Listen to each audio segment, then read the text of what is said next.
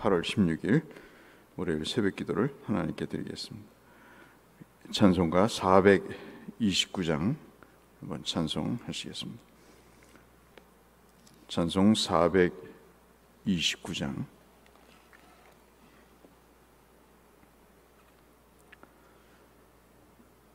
찬송 429장. 세상 모든 풍파 너를 흔들어.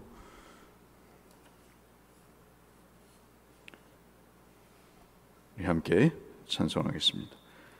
세상 모든 풍파 너를 흔들어 약한 마음 낙심하게 될 때에 내려주신 주의 복을 세어라. 주의 크신 복을 내가 알리라. 받은 복을 세어 보아라. 크신 복을 내가 알리라. 받은 복을 세어 보아라.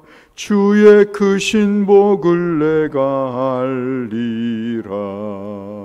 세상 근심 걱정 너를 누르고 십자가를 등에 지고 나갈 때 주가 내게 주신 복을 세어라. 두려움 없이 항상 찬송하리라. 받은 복을 세어 보아라. 크신 복을 내가 알리라. 받은 복을 세어 보아라. 주의 크신 복을 내가 알리라. 세상 권세 너의 앞길 막을 때 주만 믿고 낙심하지 말아라. 전사들이 너를 보호하리니 염려 없이 앞만 보고 나가라. 받은 복을 세어 보아라. 크신 복을 내가 알리라. 받은 복을 세어 보아라. 주의 크신 복을 내가 알리라. 아멘. 오늘 함께 나눌 말씀은 이사야 63장의 말씀이 되겠습니다. 이사야 63장 7절에서 14절의 말씀.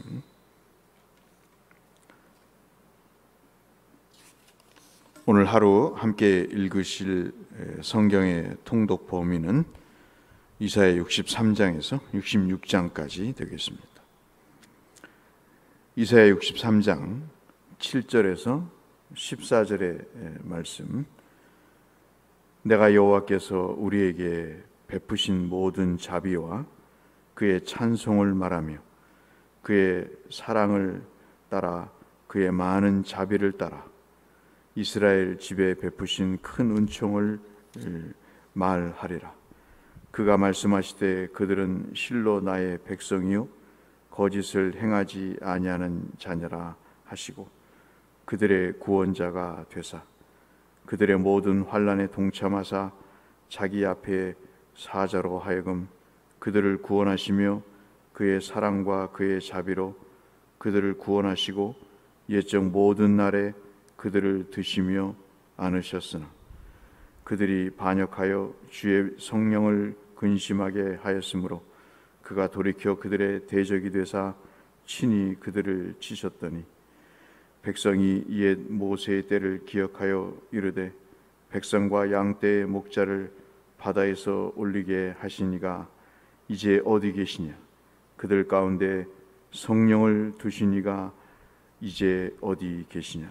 12절부터 같이 읽겠습니다. 그의 영광의 팔이 모세의 오른손을 이끄시며 그의 이름을 영원하게 하라 하시사 그들 앞에서 물을 갈라지게 하시고 그들을 깊음으로 인도하시되 광야에 있는 말같이 넘어지지 않게 하시니가 이제 어디 계시냐. 여호와의 영이 그들을 골짜기로 내려가는 가축같이 편히 쉬게 하셨도다. 주께서 이와 같이 주의 백성을 인도하사 이름을 영화롭게 하셨나이다 하였느니라. 아멘. 모든 성경이 같은 형식을 취하고 있습니다만은 선지서를 읽으면 우리의 신앙을 추스릴 수가 있고, 그리고 주께서 우리에게 베푸신 은혜에 대한 그 내용들을 아주 소상하게 설명을 하는 그런 형식으로 우리에게 말씀을 전해주고 있습니다. 이사야 63장은 우리에게 믿음에 관한 그 내용을 말씀을 하시면서 믿음은 과거 은혜를 기억하는 것이다 라고 설명하시는 논조로 그렇게 되어 있습니다. 선지자가 말씀하시라고 하는 내용은 물론 이 구절에서는 7절의 말씀이 그래서 이사야 66장까지 있는 내용들 중에 이사야가 이사야를 마무리 지으면서 유다 백성들에게 믿음을 촉구하면서 그 믿음을 갖는 그 방법에 대한, 방식에 대한 말씀을 결론적으로 정리하면서 말씀하시면서 오늘 7절에 그 말씀을 하시죠. 여호와께서 우리에게 베푸신 모든 자비와 그의 찬송을 말할 수밖에 없다. 그렇게 이야기를 합니다. 제가 부목사 때 한 5년간 섬겼던 교회를 그만두게 됐을 때 어떤 권사님이 수첩을 하나 주셨습니다. 그 수첩은 참 손때가 묻은 수첩인데 한 3권으로 되어 있는 수첩을 주시면서 그 내용에 깨알같이 쓴 내용들을 저한테 적어서 주셨습니다. 제가 부임하고 얼마 안 돼서 새벽 기도와 주일 오전 예배, 금요 철야 설교했던 내용들을 당신께서 받으신 바 은혜들을 적어서 5년 동안 설교했던 내용을 담임 목사도 아닌데 적어서 주시면서 2개를 썼다고 이야기를 하시면서 권사님이 제게 주신 그런 기억이 납니다. 왜 이렇게 말씀을 이렇게 세밀하게 다 쓰셨느냐고 여쭤봤더니 내가 살기 위해서요 라고 말씀을 하셨습니다. 그분의 사업은 송월 타워를 만들어서 납품해서 파시는 그런 시장 입구에서 그 사업을 하시는 분이십니다. 나름 아쉬울 것이 없고 그리고 삶에 넉넉함이 있으신 분이고 누구에게나 궁색하지 않으신 분이신데, 그분이 그 삶의 물질적인 풍요로움보다 그 자신의 삶을 살고자 했던 그런 몸부림 중에 하나는 바로 말씀을 통해서 은혜를 확인하고자 했던 그런 몸부림이었음을 말씀을 하시면서 지금도 서재에 보면 그분이 쓰신 수첩을 이렇게 가끔 들춰보면서 또 목회자로서 생각을 다지기도 하고 또 제 자신도 그분의 그 받으신 바 은혜들을 보면서 나도 더 은혜를 사모하는 목사가 되어야 되겠다는 다짐을 해보게 됩니다마는 이사야 선지자도 바로 그런 측면에서 말씀을 하고 계십니다. 여호와께서 베푸신 모든 자비와 찬송을 말하지 않을 수 없다. 그 내용을 그 사랑에 따라서, 그 내용을 그 자비에 따라서 이스라엘에게 베푸신 내용들을, 그 큰 은총들을 말할 수밖에 없다.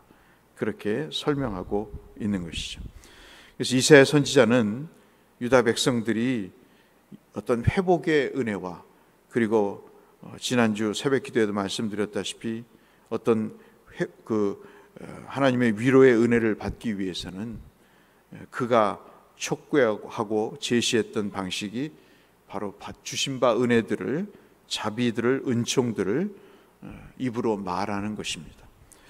참 예수 믿으면서 주께서도 말씀하시고 우리에게 설명하신 내용 가운데 하나가 뭐냐면, 주님이 주시는 그 구원은 은혜이지만 그것을 입으로 시인하라고 말씀하시죠. 우리에게 구원을 베푸시는 그 방식 가운데 하나가 뭐냐면, 우리 자신에 대한, 하나님이 우리에게 베푸신 은혜에 대한 그 시인입니다. 입으로 고백을 하는 거죠. 참 그런 시대가 많이 지난 것 같습니다. 옛날에는 여러분 예배를 끝나면 참 은혜 받았습니다 하고, 그리고 이 말씀이, 이러이러한 말씀이 나는 삶에서 적용을 할 거야, 교회 식당에서 식사를 하면서 또 커피를 마시면서 그런 이야기를 참으로 귀가 따갑도록 들었던 때가 있었습니다. 그래서 그 말씀을 붙잡고 자기의 영혼을 살리고자 애를 쓰는 그런, 참으로 어찌 보면 귀찮을 정도로 그렇게 얘기하고, 전도사님, 강도사님, 목사님, 이 설교 때 하신 말씀이 맞죠? 이 말씀 이렇게 적용하면 되겠죠? 라고 그 순박하게 이야기하시는 그런 집사님들이 지금도 생각이 나게 되죠. 오늘 이사야 선지자는 그렇게 자기가 하고 싶었던 내용들을 7절에 이야기를 하고 있습니다. 왜 그것을 확인하지 않고 고백하지 않을까?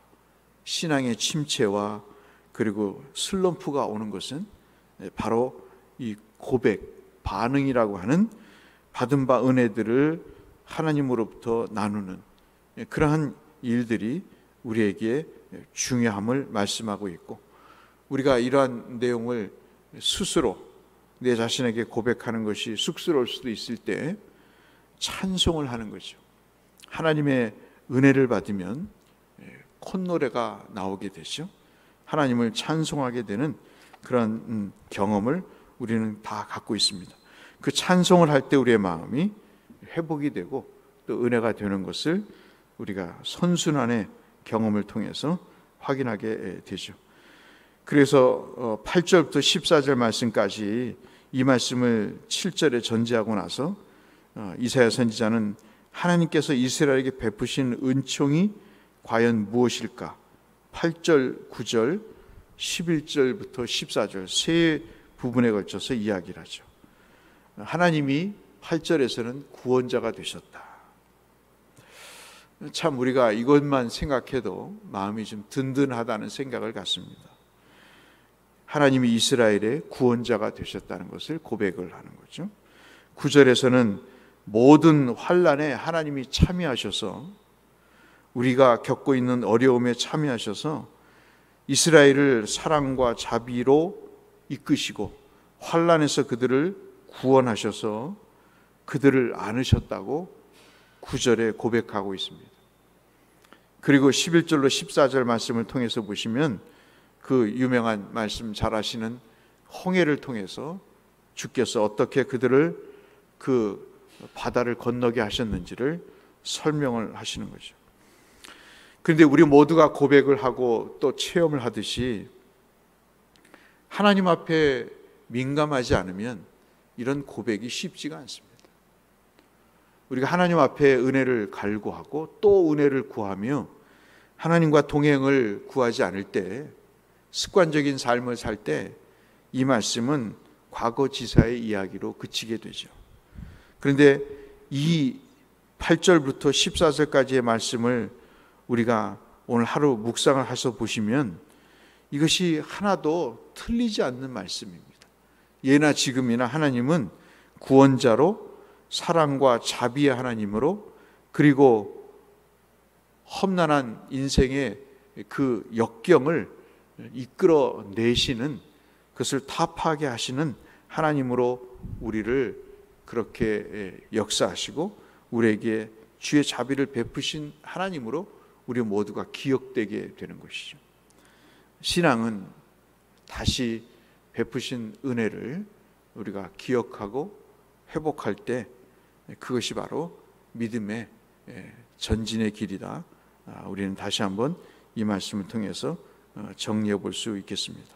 하나님은 이스라엘을 나의 백성이다, 그리고 내 자녀다라고 오늘 마지막 부분에서 말씀을 하고 있습니다. 환난에서 계속 있는 그들에게 하나님은 동참하셔서 구원자가 되어주실 것이라고 말씀을 하십니다. 그리고 그 하나님의 베푸신 은혜들을 기억하면서 오늘을 살 것을 주께서 당부하고 계십니다.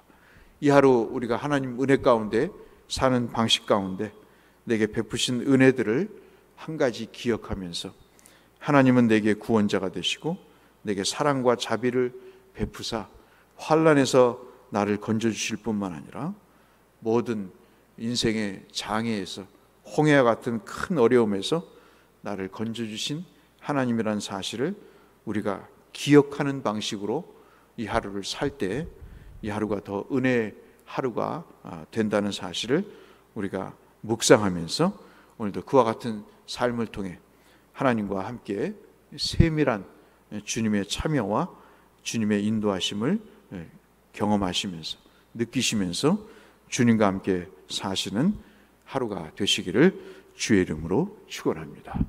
거룩하신 아버지 하나님, 감사를 드립니다. 오늘도 우리에게 생명을 주시고 하나님 말씀을 통해서 주께서 믿음은 은혜를 기억하는 것으로 우리에게 말씀해 주시니 참으로 감사합니다. 주여, 우리가 이 시간 이 자리까지 오도록 우리에게 베푸신 은혜들이 참 많습니다. 하나님, 이 하루를 살면서 그 중에 하나를 기억하게 하시며 내게 베푸신 자비와 그 사랑을 하나님 아버지 앞에 고백하며 주님과 동행하는 이 하루로 살게 하여 주옵소서. 예수님 이름으로 기도 올리옵나이다. 아멘. 하늘에 계신 우리 아버지, 아버지의 이름을 거룩하게 하시며 아버지의 나라가 오게 하시며 아버지의 뜻이 하늘에서와 같이 땅에서도 이루어지게 하소서. 오늘 우리에게 일용할 양식을 주시고 우리가 우리에게 잘못한 사람을 용서하여 준 것 같이 우리 죄를 용서하여 주시고 우리를 시험에 빠지지 않게 하시고 악에서 구하소서. 나라와 권능과 영광이 영원히 아멘. 주님 앞에 기도로 또 주실 은혜를 사모하면서 주 앞에 나가도록 하겠습니다. 하나님 아버지, 감사합니다. 주님이 허락하신 하루, 주여 주님과 함께 살아나가기를 원합니다. 어떤 일에서 어떤 상황에서도 내게 베푸신 은혜들을 기억하며 주님과 함께 하기를 원합니다. 주여, 우리가 비록 환난을 당하고 고통 가운데 있사오나 하나님 우리에게 베푸신 구원자로서의 은혜와 사랑과 자비를 어떤 환난에서도 우리와 참여하시고 우리에게 동참해 주셔서 우리를 자녀라고 말씀하시고 우리를 하나님의 품에 안아주신 그 은혜와 자비의 모습 그대로 오늘도 주님을 사모하며 나아갈 때 주님이 우리의 삶의 현장에 그렇게 찾아와 주시고 주 하나님의 은총으로 역사해 주옵소서. 우리의 망가진 몸도 영혼도 고쳐주시고 주 하나님 우리의 바램도 주님이 들으사 그 신음소리에 응답하시고 약속에 근거하여 구원을 베푸신 것처럼 저희들에게도 그 은총을 내리워 주시옵소서.